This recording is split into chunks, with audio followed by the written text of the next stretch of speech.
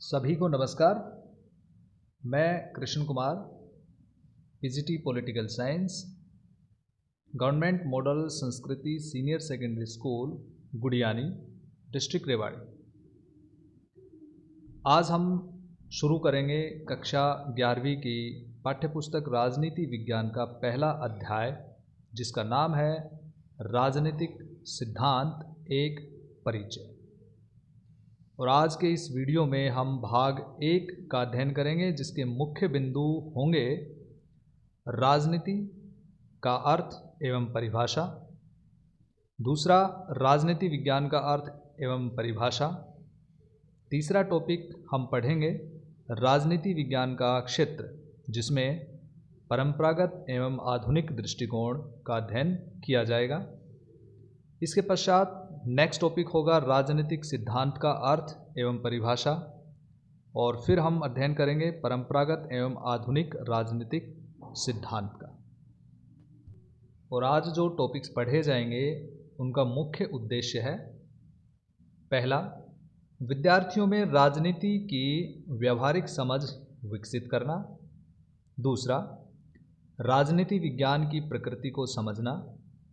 तीसरा, राजनीति विज्ञान के क्षेत्र को जानना और विद्यार्थियों को परंपरागत तथा आधुनिक राजनीतिक सिद्धांत के बीच अंतर स्पष्ट करने योग्य बनाना। प्यारे विद्यार्थियों, यद्यपि राजनीति विज्ञान आपके लिए एक नया विषय है, परंतु आपने 9वीं और 10वीं कक्षा में सामाजिक विज्ञान की पुस्तक लोकतांत्रिक राजनीति में राजनीति विज्ञान का पूर्व ज्ञान लिया है। उन दोनों ही कक्षाओं में आपने लोकतंत्र की यात्रा को पढ़ा। समकालीन विश्व में लोकतंत्र 9th क्लास में आपने शुरू किया। उसके पश्चात लोकतंत्र के विभिन्न प्रकार के पक्ष, इसके तत्व और विभिन्न प्रकार की गतिविधियों के बारे में पढ़ाई की। इस प्रकार हम समझ पाए कि लोकतंत्र जो है वो राजनीति विज्ञान के अंतर्गत पढ़ा जाने वाला एक टॉपिक या अवधारणा है। तो लोकतंत्र को समझने के पश्चात हम समझेंगे अब राजनीति को। तो इस वीडियो में हम राजनीति के बारे में पढ़ेंगे और राजनीति के अध्ययन को, जिसको हम राजनीतिक सिद्धांत कहते हैं, उसके अर्थ और परिभाषाओं के साथ साथ उसके विभिन्न दृष्टिकोणों का भी अध्ययन करेंगे। तो आइए शुरू करते हैं आज के पहले टॉपिक को, राजनीति का अर्थ एवं परिभाषा। राजनीति क्या है? यह एक विवादास्पद व रोचक प्रश्न है। इस प्रश्न का सही उत्तर देना बड़ा कठिन है। साधारण व्यक्ति से लेकर विद्वानों तक ने इस प्रश्न का अपने अपने ढंग से उत्तर देने का प्रयत्न किया है, लेकिन कोई भी इसका संतोषजनक उत्तर नहीं दे पाया है। राजनीति को सही ढंग से समझने के लिए राजनीति शब्द की उत्पत्ति और अर्थ को जानना जरूरी है। राजनीति को अंग्रेजी में पॉलिटिक्स कहते हैं।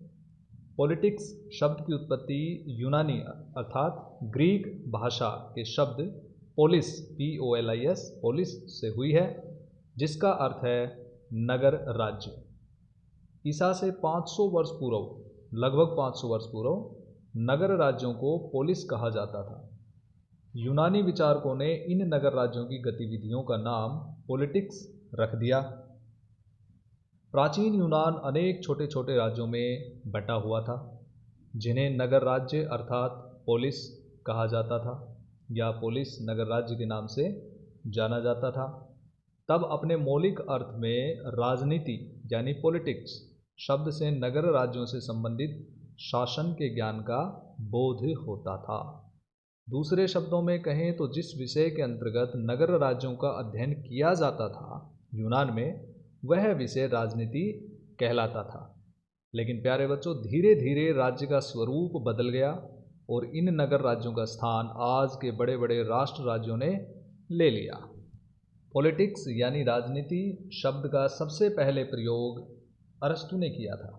अरस्तु ने अपनी पुस्तक का नाम भी पॉलिटिक्स रखा था। तो इस प्रकार से राजनीति का संक्षिप्त अर्थ हो गया वह विषय जिसमें राष्ट्र राज्यों का अध्ययन किया जाता है। क्योंकि आज राजनीति के अध्ययन ने वैज्ञानिक स्वरूप धारण कर लिया है, इसलिए आज राजनीति शास्त्र को अधिकतर राजनीति विज्ञान के नाम से पुकारा जाता है। आइए अब अध्ययन करते हैं राजनीति की परिभाषाओं का। हर्बर्ट जे स्पाइरो ने कहा है, राजनीति वह प्रक्रिया है जिसके द्वारा मानव समाज अपनी समस्याओं का समाधान करता है। स्पाइरो ने कहा है कि मानव समाज अपनी समस्याओं का समाधान जिस प्रक्रिया के द्वारा करता है उसे ही राजनीति कहा जाता है। डेविड ईस्टन ने कहा है, राजनीति वह प्रक्रिया है जिसके द्वारा मानव आवश्यकताओं तथा इच्छाओं की पूर्ति सीमित साधनों का सामाजिक इकाई में बंटवारा करता है। डेविड ईस्टन के कहने का अभिप्राय है कि राजनीति एक प्रक्रिया है जिसमें मानव साधनों का बंटवारा करता है। किस में बंटवारा करता है? सामाजिक इकाई में बंटवारा करता है, चाहे वो शहर है, गांव है, राज्य है या संगठन है। राजनीति की एक और परिभाषा लेते हैं। हेनरी बी मेयो के शब्दों में, राजनीति केवल विवाद ही नहीं है बल्कि एक ऐसी विधि भी है जिसके द्वारा झगड़ों को सुलझाकर और संघर्ष का निपटारा करके ऐसी नीतियां बनाई जाती हैं जो शासन से संबंधित और बाध्यकारी होती हैं। अब यहाँ पे इस डेफिनेशन में अगर देखेंगे तो यहाँ पे सबसे पहले लिखा हुआ है, राजनीति केवल विवाद ही नहीं है। ये शब्दों का प्रयोग मेयो ने इसलिए किया क्योंकि राजनीति को अधिकतर हम नकारात्मक संदर्भ में लेते हैं कि राजनीति जो है वो अच्छी चीज़ नहीं होती है। राजनीति मीन्स पॉलिटिक्स। आपने कई बार सुना होगा कि कक्षा में पॉलिटिक्स हो रही है, आपके मोहल्ले में पॉलिटिक्स है, गांव में पॉलिटिक्स है। तो ये सब जो पॉलिटिक्स जो शब्द है, राजनीति जो शब्द है, वो नकारात्मक गतिविधियों के लिए प्रयोग अक्सर किया जाता है। लेकिन मेयो ने कहा है कि ये सिर्फ विवाद नहीं है कि नेता लोग चुनाव लड़ते हैं या फिर एक दूसरे को हराने के लिए प्रयत्नशील रहते हैं या सरकार बनाने के लिए, तो ये सिर्फ एक विवाद नहीं है, ये एक ऐसी विधि भी है जिससे हम झगड़ों को या मतभेदों को सुलझाते हैं और संघर्ष का निपटारा करते हैं और कुछ ऐसी नीतियां बनाते हैं जो कि राज्य के विकास के लिए आवश्यक होती हैं और शासन से संबंधित होती हैं। तो प्यारे बच्चों, राजनीति का अर्थ और परिभाषाएं समझने के पश्चात हम कह सकते हैं कि राजनीति मानव जीवन से प्रत्यक्ष रूप से संबंधित है। अरस्तु ने राजनीति को सामान्य जीवन से संबंधित माना और राजनीति को सर्वोच्च विज्ञान की संज्ञा दी। उनके अनुसार मनुष्य के चारों ओर वातावरण को समझने के लिए राजनीति शास्त्र का ज्ञान अति आवश्यक है। राजनीति शास्त्र या राजनीति विज्ञान। आज के वीडियो का दूसरा टॉपिक है राजनीति विज्ञान का अर्थ एवं परिभाषा। राजनीति विज्ञान किसे कहते हैं? यह प्रश्न राजनीति विज्ञान के उन मूलभूत प्रश्नों में से एक है जिनका निश्चित उत्तर देना बड़ा कठिन कार्य है। यद्यपि राजनीति विज्ञान के प्रारंभ से ही विद्वान इस प्रश्न का उत्तर देने का प्रयास कर रहे हैं, फिर भी राजनीति विज्ञान की कोई सर्वसम्मत परिभाषा आज तक प्रस्तुत नहीं की जा सकी है। J.W. गार्नर ने कहा है कि राजनीति विज्ञान की उतनी ही परिभाषाएं हैं जितने कि राजनीति विज्ञान के लेखक। तो अब समझते हैं राजनीति विज्ञान क्या होता है, इसके अर्थ को इन परिभाषाओं के माध्यम से। सबसे पहली परिभाषा है J.W. गार्नर। J.W. गार्नर ने कहा है, राजनीति विज्ञान का प्रारंभ और अंत राज्य के साथ होता है। It means political science begins and ends with the state. इसका मतलब यह है कि गार्नर ने राजनीति विज्ञान को पूरी तरह से राज्य से संबंधित माना है। अगली डेफिनेशन लेते हैं लॉर्ड एक्टन। लॉर्ड एक्टन ने कहा, राजनीति विज्ञान राज्य तथा उसके विकास के लिए आवश्यक दशाओं से संबंधित है। Political science is concerned with the state and the conditions essential for its development. इसका मतलब ये हुआ कि राज्य और उसके विकास के लिए जो भी आवश्यक दशाएं होती हैं उनसे संबंधित राजनीति विज्ञान विषय है। स्टीफन लिकोक ने कहा है, राजनीति विज्ञान का संबंध सरकार से है। Political science deals with the government. इसका मतलब यहाँ पे लिकोक ने सिर्फ राजनीति विज्ञान को सरकार से ही संबंधित माना है। लेकिन यदि हम R.N. गिलक्रिस्ट की डेफिनेशन लेंगे तो गिलक्रिस्ट साहब ने कहा है कि राजनीति विज्ञान के अंतर्गत राज्य तथा सरकार दोनों का अध्ययन किया जाता है। तो देखिए यहाँ पे हमने एक डेफिनेशन गार्नर की थी। गार्नर ने कहा था कि राजनीति विज्ञान का संबंध सिर्फ राज्य के साथ है। लिकोक ने कहा राजनीति विज्ञान का संबंध सरकार से है। और गिलक्रिस्ट ने कहा है राजनीति विज्ञान राज्य तथा सरकार दोनों से ही संबंधित है, इसका मतलब दोनों का ही अध्ययन जरूरी है। इसके बाद अगली डेफिनेशन है जॉर्ज ई जी कैटलिन। कैटलिन ने कहा है political science is the science of power, इसका मतलब है राजनीति विज्ञान शक्ति का विज्ञान है, अर्थात राजनीति विज्ञान सिर्फ और सिर्फ शक्ति से ही संबंधित है।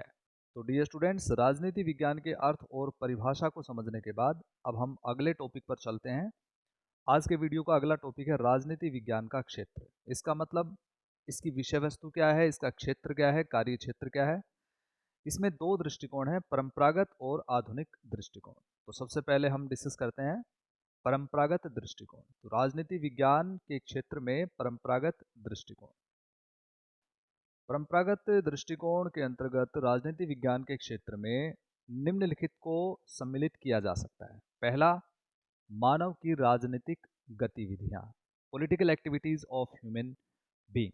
राजनीति विज्ञान के अध्ययन का विषय मानव है, आप सभी जानते हैं, किंतु इसमें उसके संपूर्ण जीवन का अध्ययन नहीं किया जाता, बल्कि उसके जीवन के राजनीतिक पक्ष का ही अध्ययन किया जाता है। या इसको हम इस तरह से समझ सकते हैं कि वो क्रियाएं जो मानव राजनीति से संबंधित करता है, जैसे चुनाव लड़ना, वोट डालना, सरकार का समर्थन करना, सरकार के खिलाफ आंदोलन करना, ये सभी चीज़ें आती हैं मानव की राजनीतिक गतिविधियों में। इसी का अध्ययन इसके अंतर्गत किया जाता है।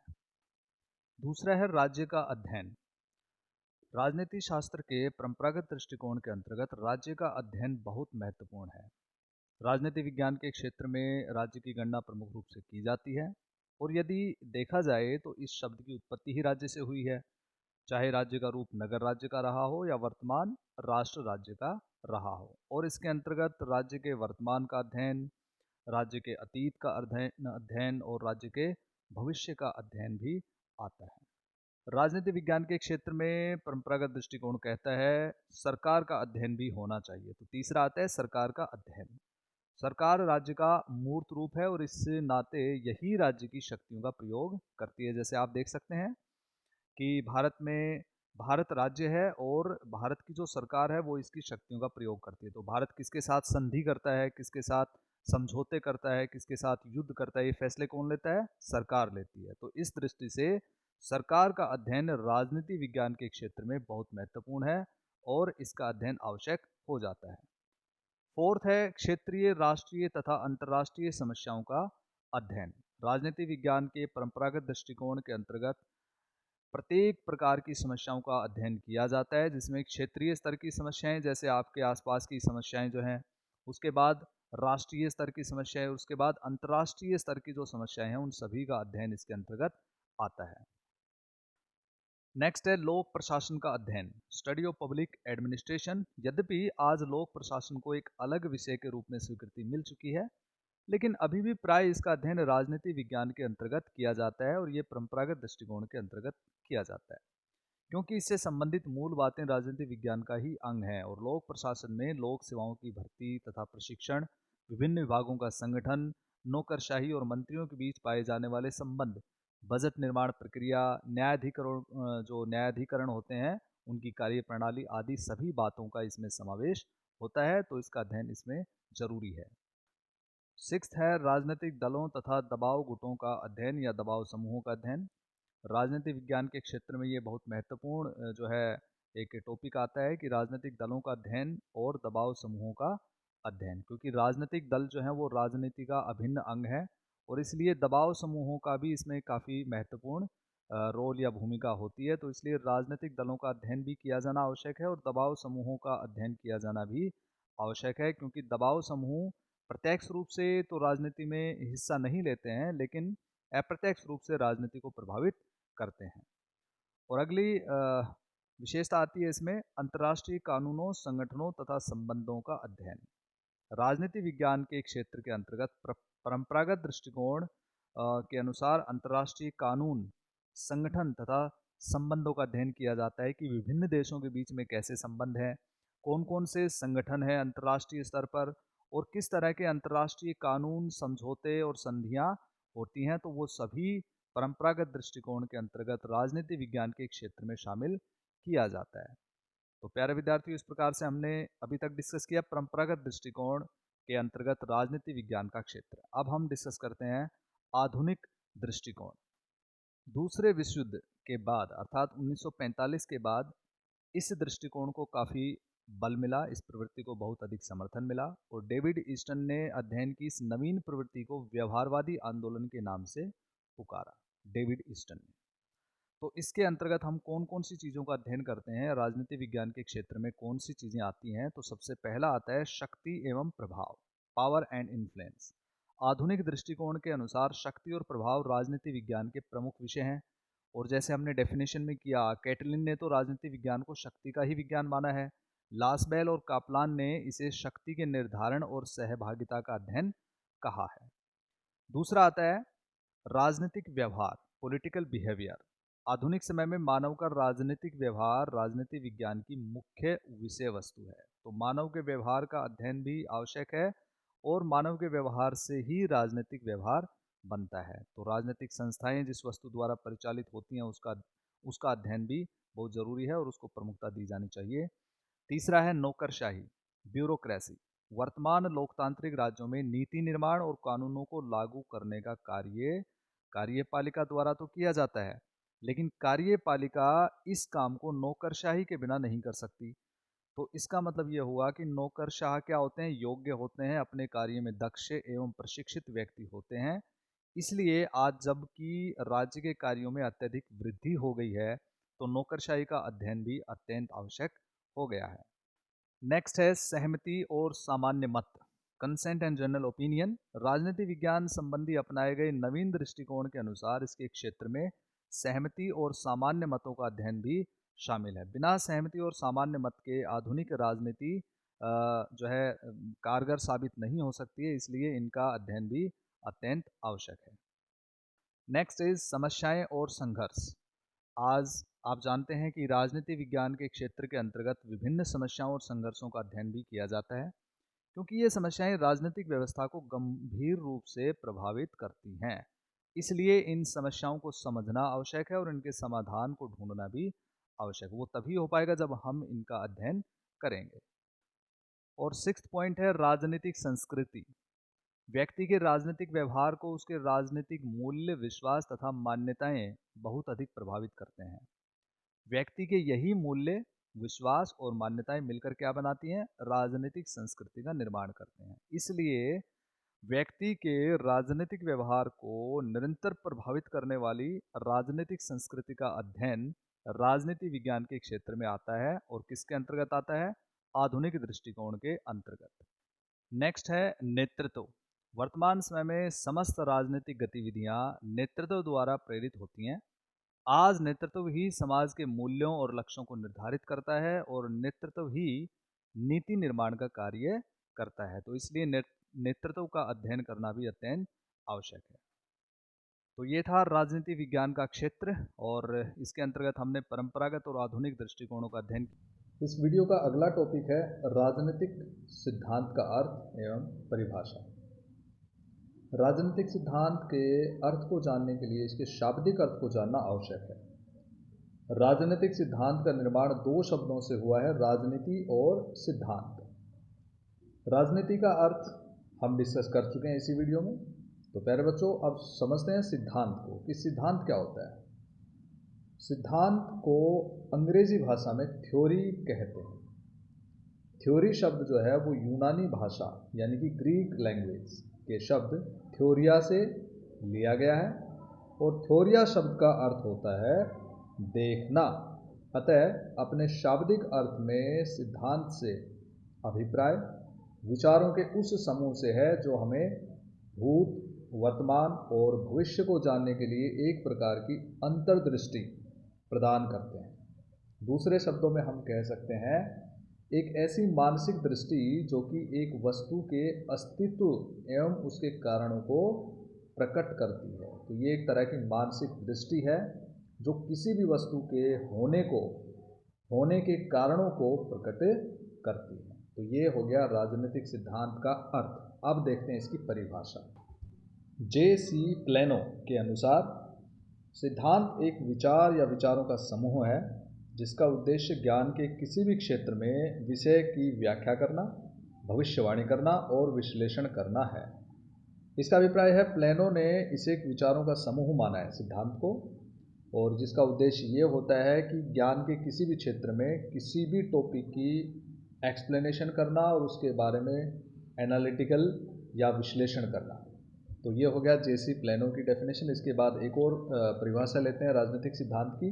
डेविड हेल्ड के अनुसार, डेविड हेल्ड ने कहा है, राजनीतिक सिद्धांत राजनीतिक जीवन से संबंधित अवधारणाओं और व्यापक अनुमानों का एक ऐसा ताना बाना है जिसमें शासन, राज्य और समाज की प्रकृति व लक्ष्यों और मनुष्यों की राजनीतिक क्षमताओं का विवरण शामिल है। इसका मतलब यह है कि डेविड हेल्ड ने अनुमानों का एक इसे ताना बाना जो है वो माना है, और जिसमें कहता है कि शासन, राज्य और समाज की किसी भी तरह की जो लक्षण है, प्रकृति है, उसके लक्ष्य हैं, और मनुष्य की सभी प्रकार की राजनीतिक क्षमताओं का विवरण या व्याख्या शामिल है।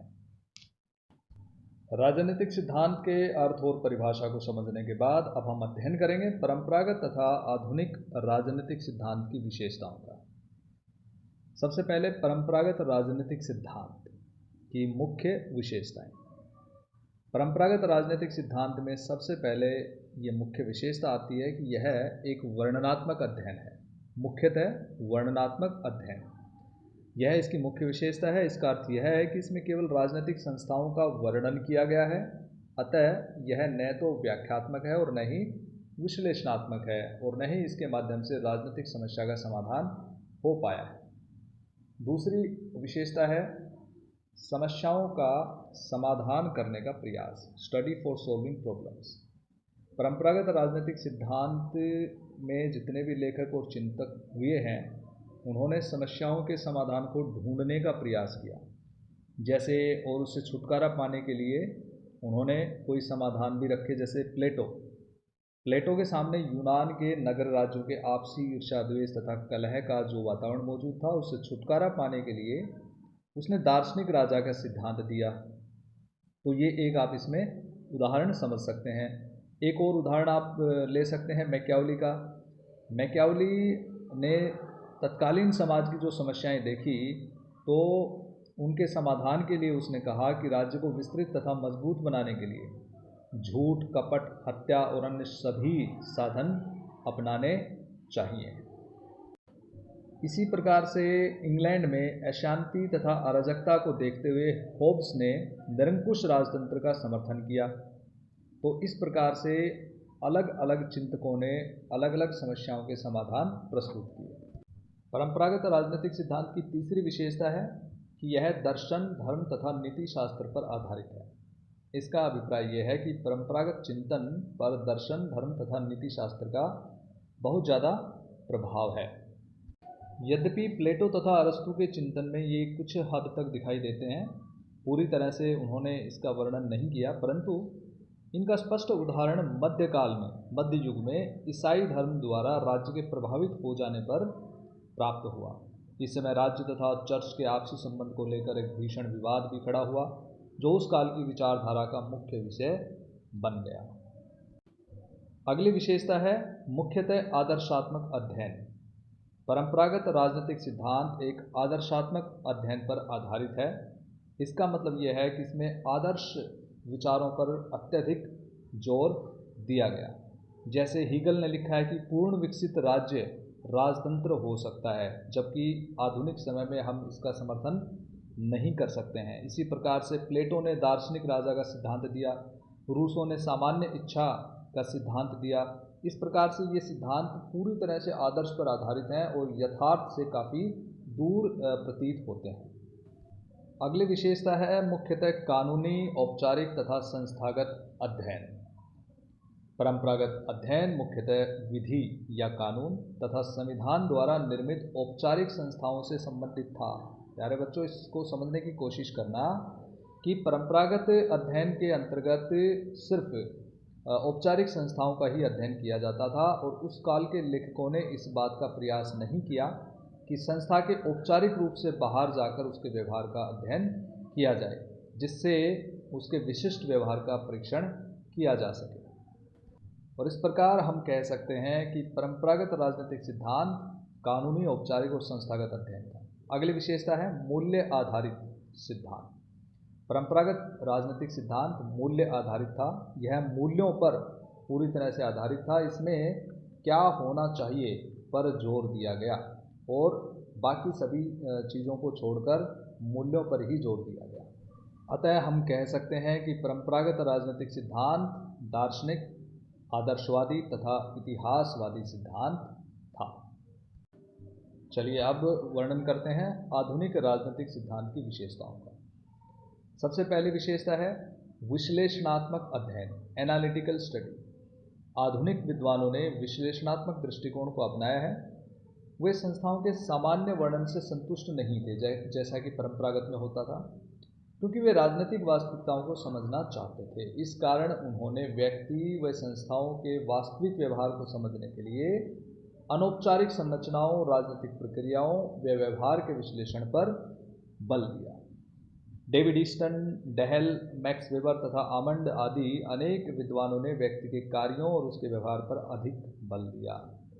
दूसरी विशेषता है अध्ययन की अंतरशास्त्रीय पद्धति।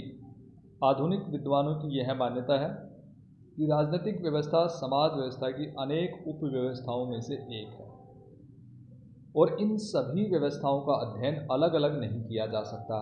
इस प्रकार से इन सभी संस्थाओं का अध्ययन आवश्यक होने के साथ साथ इनके अंतरशास्त्रीय पद्धति पर जोर देना अत्यंत आवश्यक है इनके अध्ययन के लिए। इसलिए किसी एक उपव्यवस्था का अध्ययन अन्य उपव्यवस्थाओं के संदर्भ में ही किया जा सकता है। तो ये भी एक अन्य विशेषता है। अगली विशेषता है आनुभविक अध्ययन। राजनीति के आधुनिक विद्वानों ने राजनीति को शुद्ध विज्ञान बनाने के लिए राजनीतिक तथ्यों के मापतोल पर बल दिया। यह तथ्य प्रधान अध्ययन है जिसमें वास्तविकताओं का अध्ययन होता है और अनुभवों के आधार पर इसका अध्ययन किया जाता है। इसमें अनेक विधियां हैं, जैसे जनगणना, आंकड़ों का अध्ययन करना, जनमत जानने की विधियां और साक्षात्कार के द्वारा कुछ परिणाम निकालना। नेक्स्ट है अनौपचारिक कारकों का अध्ययन।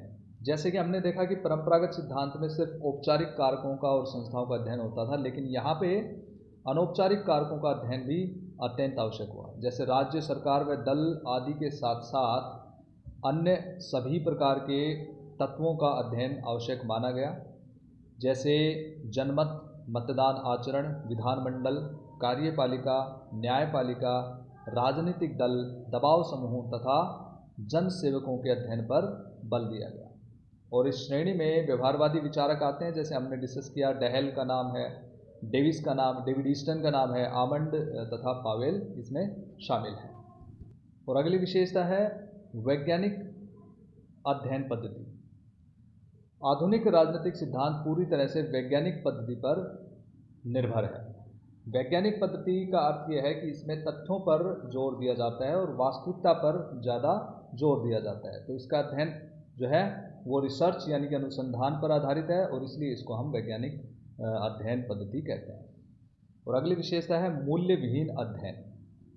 मूल्य विहीन अध्ययन इसको इसलिए कहते हैं क्योंकि आधुनिक लेखक विशेष रूप से व्यवहारवादी राजनीति के मूल्य विहीन अध्ययन पर बल देते हैं, इसलिए इसको हम मूल्य विहीन अध्ययन कहते हैं। उनका कहना है कि राजनीतिक विचारकों को मूल्य निरपेक्ष अर्थात तटस्थ रहना चाहिए।